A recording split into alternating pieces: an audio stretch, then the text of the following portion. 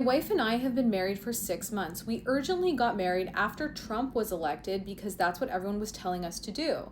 We never talked about what we wanted our life to look like and having kids. We had only been together just under a year when we got married, and in that time had to deal with some pretty stressful life stuff. Understandably, we were not intimate during that period, which lasted 9 to 10 months. I thought it would go back to normal when we got married, but we have not been intimate since we got married. So it's been over a year and a half, and we haven't had any form of intimacy other than a casual peck or a hug. This is something I need in my relationship to feel satisfied and connected, but she does not see a problem with it.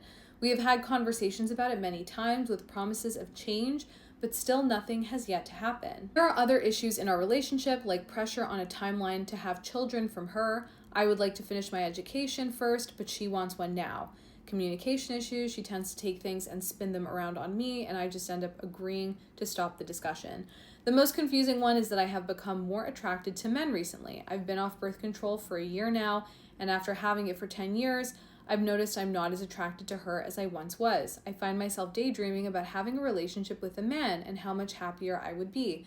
I'm not sure if the change in hormones has something to do with it, or if it's just everything altogether, but I've tried to deny it with no success.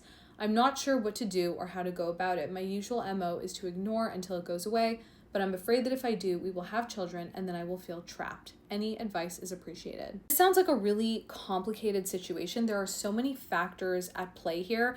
The first thing that we have to kind of scan over and address is the fact that she is coming off birth control. So she's actually coming off a hormonal medicine, and that can actually change a lot. So if this person or if this couple were in treatment with me, that would be something that we would look at first and foremost, assess the kind of medical aspect of what's happening. But beyond the medicine, beyond the fact that there's this hormonal shift and that she finds herself more attracted to men, there are clearly layers in this relationship that are all simultaneously kind of falling apart. This situation is politically charged. They had to get married as soon as Trump was elected because of the pressure that they felt as a queer couple. And so we have to take that into account. That's a really important part of this story.